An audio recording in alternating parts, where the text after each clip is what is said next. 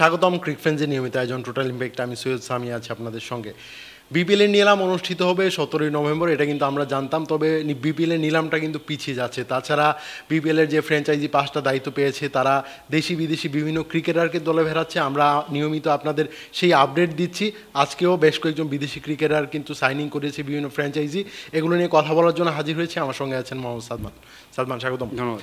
বিপিএলের নিলামটা কিন্তু পিছিয়ে যাচ্ছে। আমরা ধারণা করছিলাম যে এই অল্প সময়ের মধ্যে বিপিএলের নিলামটা আসলে কিভাবে আয়োজন করা হবে। তাছাড়া বিপিএলের ড্রাফটের সিদ্ধান্ত থেকে সরে এসে নিলাম আয়োজন করা হচ্ছে। এর জন্য একটা পর্যাপ্ত প্রস্তুতি দরকার। নিলামে কোন কোন ক্রিকেটার নাম দেবেন, এটার জন্য আসলে একটা টাইম অ্যান্ড ডেট দরকার, যার মাধ্যমে আসলে বিপিএলের বাইরে যে বিদেশি ক্রিকেটার আছেন তারা আসলে নাম জমা দিতে পারবেন। এটার জন্য একটা আসলে বেশ ঝামেলায় পড়ে গিয়েছে বিসিবি। বিপিএলের নিলামটা কিন্তু পিছিয়ে যাচ্ছে।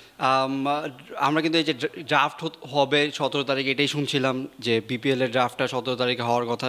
এক সপ্তাহ বাকি, এক সপ্তাহের মতো আছে আসলে, কিন্তু এখনও অফিসিয়াল হয়নি। কিন্তু আমরা জানতে পেরেছি যে নিলামটা পিছিয়ে 20-21 তারিখের দিকে হবে। আর নিলামের কথা যেহেতু বলছিলেন, যে বিসিবি কিন্তু আবার আসলে নিলামের ইয়াতে ফিরে যাচ্ছে, কারণ এটা নিয়ে কিন্তু আগেও কথা হয়েছিল যে ড্রাফটের পরিবর্তে নিলাম করা যায় নাকি। এবং যেটা আপনি বলছিলেন যে এই প্রস্তুতির জন্য হয়তো কিছুদিন 3-4 দিন পিছিয়ে দেওয়া হচ্ছে নিলামটি, যেহেতু আবার সব কিছু গুছাতে হবে বা প্লেয়ারদের নামগুলো সিলেক্ট করতে হবে, একটা বাজেটের বিষয় রয়েছে, সে সব কিছু ফাইনাল করতে হবে। আমরা মোটামুটি একটা ড্রাফট পেয়েছি, কিন্তু সেটা এখনও আসলে অফিসিয়ালি জানানো হয়নি, এই জন্য আমরা ওইভাবে ডিসক্লোজ করছি না। কিন্তু এই বিষয়টা মোটামুটি শিওর যে নিলামই হচ্ছে, এবং সেটা মোটামুটি এই নিলাম নতুন নিয়মটা করার জন্যই আসলে 3-4 দিন পিছিয়ে যাচ্ছে। তাছাড়া বিপিএলের ফ্র্যাঞ্চাইজিরা বিভিন্ন ক্রিকেটারকে প্রতিদিন দলে ফেরাচ্ছেন। আমরা কিন্তু সেই সব আপডেট নিয়ে ভিডিও বানাচ্ছি। রাজশাহীর টিমটা, রাজশাহী ওয়ারিয়র্স, তারা কিন্তু টিমটা প্রায় গুছিয়ে এনেছে। ড্রাফটের নিলামের আগে কিন্তু 2জন দেশি ক্রিকেটারকে দলে ফেরানোর সুযোগ আছে ফ্র্যাঞ্চাইজিদের। এরই মধ্যে তারা কিন্তু 2জনকে ভিড়িয়ে ফেলেছে, একজন তানজিদ হাসান তামিম আর একজন নাজমুল হোসেন শান্ত। এটা মানে বাংলাদেশের প্রেক্ষাপটে, বাংলাদেশ প্রিমিয়ার লিগের প্রেক্ষাপটে 2টা ভালো সাইনিং কিন্তু হয়েছে। তারা কিন্তু বেশ কয়েকজন বিদেশি ক্রিকেটারের জন্য চেষ্টা করছে। আপনার কাছে যদি কোনো নাম থাকে। আমরা কিন্তু পাকিস্তানের এখনকার যিনি ওপেনার সাহেবজাদা ফারহান, তার কথা কিন্তু অনেকদিন ধরে শুনছি যে গুঞ্জন আছে যে তিনি রাজশাহীতে সাইন করবেন, কিন্তু রাজশাহী এখনও আসলে অফিসিয়ালি জানায়নি। কিন্তু আমরা আসলে সোর্স অনুযায়ী জানতে পেরেছি যে সাহেবজাদার সাথে মোটামুটি ডিলটা কনফার্ম হয়ে গেছে। এবং এর চেয়ে বড় নিউজ হচ্ছে যে পাথুম নিশাঙ্কা, শ্রীলঙ্কার অন্যতম ফায়ার ব্যাটার এবং নিয়মিত ওপেনার, তিনি এইবারের মতো প্রথমবারের মতো আসলে বিপিএলে যোগ দিচ্ছেন রাজশাহীর হয়ে। এই নিশাঙ্কার এই বিষয়টাও আসলে মোটামুটি আমরা কনফার্ম হয়ে গিয়েছি যে তাকে সাইন করবে, যদিও এখনও অফিসিয়ালি তারা জানায়নি। আমরা কিন্তু গতকালকেই তামিম এবং শান্তর কথা বলেছি, এবং তারপরে কিন্তু আসলে আস্তে আস্তে তারা অফিসিয়াল হয়ে গিয়েছে। সো এটাও তারা একটু সময় নিয়ে হয়তো অফিসিয়াল করবে, কিন্তু মোটামুটি শিওর যে আর এবারে আসলে বিষয় আমরা কিন্তু একটু আগে কিন্তু আমাদের সহকর্মী মমিনুল, তিনি কিন্তু সিলেটের অনেকগুলা সাইনিং নিয়ে কথা বলেছে। সেখানেও কিন্তু শ্রীলঙ্কান একজন আছে, কুসাল মেন্ডিস, তিনিও কিন্তু প্রথমবারের মতো খেলতে আসেন। এবারে আসলে শ্রীলঙ্কান প্লেয়াররা আসার কারণে হচ্ছে তাদের এলপিএলটা হচ্ছে না, তাদের যেই ঘরোয়া প্রিমিয়ার লিগটা আছে, লঙ্কা প্রিমিয়ার লিগ, সেইটা হচ্ছে না কারণে তাদের শ্রীলঙ্কান প্লেয়ারদের আসলে আমরা পেতে যাচ্ছি এবারে বিপিএলে। সো বিপিএলে যদি শ্রীলঙ্কান এই প্লেয়ারগুলোকে পাওয়া যায়, বিপিএলের যেই বিদেশি সংকটের কথা বলা হয় বা বিদেশিরা যে অত ভালো নামের বিদেশি আসে না, সেটা কিন্তু অনেকটাই ঘুচিয়ে যাবে। কারণ আমরা নিয়মিতই আসলে পাকিস্তানি প্লেয়ারদের দেখি, পাকিস্তানি বড় বড় প্লেয়ার যারা রয়েছে, তারা যেহেতু অন্যান্য লিগে যেহেতু বেশিরভাগই হচ্ছে বিগ ব্যাশে খেলবেন, 4-5জন স্টার যে ক্রিকেটার, হ্যাঁ বিগ ব্যাশ আছে না।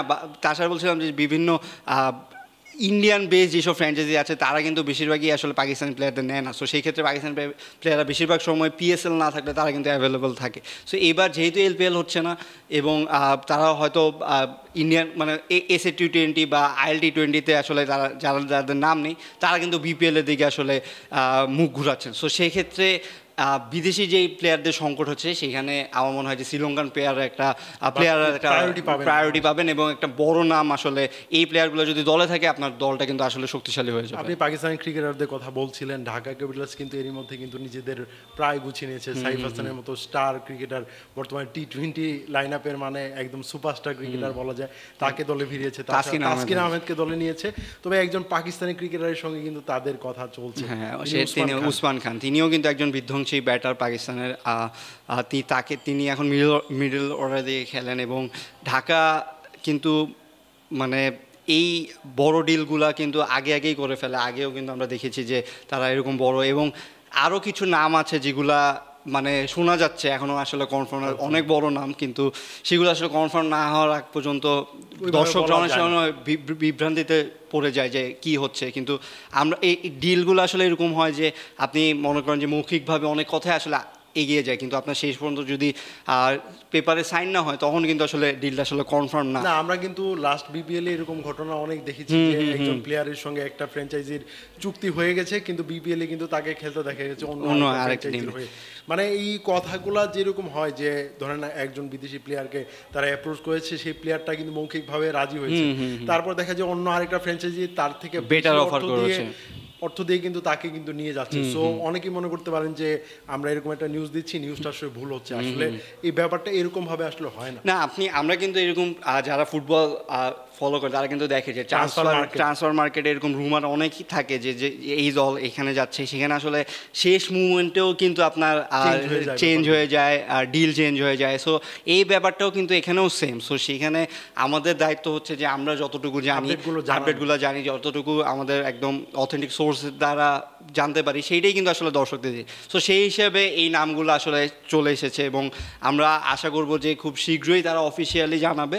এবং যেটা বললাম যে আসলে পরের দিকে যদি শেষের দিকে অন্য দলেও কিন্তু দেখা যেতে পারে, সেটা আসলে পরের ব্যাপার, কিন্তু আমরা এখন পর্যন্ত আসলে যেটুকু জানি সেইটুকু আসলে দর্শকদের জানানোর চেষ্টা করছি। উসমান খান কিন্তু এর আগে কিন্তু বিপিএল এ কিন্তু খেলেছেন, তিনি চট্টগ্রামের দুইটা ফ্র্যাঞ্চাইজি চট্টগ্রাম কিংস এবং চ্যালেঞ্জার্স তাদের হয়েও কিন্তু খেলেছেন। সো অভিজ্ঞ ক্রিকেটারই বলা যায়, তাকে পেলে অবশ্যই ঢাকা ক্যাপিটালস কিন্তু উপকৃত। এখনো কিন্তু আসলে বড় কোনো নামের মানে অফিসিয়ালি আসেনি, বিদেশি বলতে গেলে দেশি অনেক প্লেয়ারই অলরেডি দলে ফিরছে। এবং সিলেটের কিন্তু আসলে এই চারজনের কথা আসলে আমরা জানতে পেরেছি, মোহাম্মদ আমির, কুসাল মেন্ডিস, তারপরে মঈন আলী এবং আরেকজন হচ্ছে আজমতুল্লাহ ওমরজাই। সো এই চারজনকে কিন্তু অলরেডি সিলেট নিয়ে নিয়েছে। সো বিদেশি প্লেয়াররা কিন্তু বড় বিগ নেমই কিন্তু এখন পর্যন্ত যারা নাম শুনতে পাচ্ছি আসছে, এবং তারা যদি বিপিএলে আসে আসলে মনে হয় যে আগের বারের তুলনায় এবার হয়তো আরেকটু বেটার হবে। ধন্যবাদ সাদমান, আমাকে সময় দেওয়ার জন্য। ধন্যবাদ দর্শক, ক্রিক ফ্রেন্ডসের নিয়মিত আয়োজনে আমাদের সঙ্গে থাকার জন্য ধন্যবাদ। পরবর্তী কোনো পর্বে অন্য কোনো বিষয় নিয়ে আবার কথা বলবো, সেই পর্যন্ত আমাদের সঙ্গে থাকুন।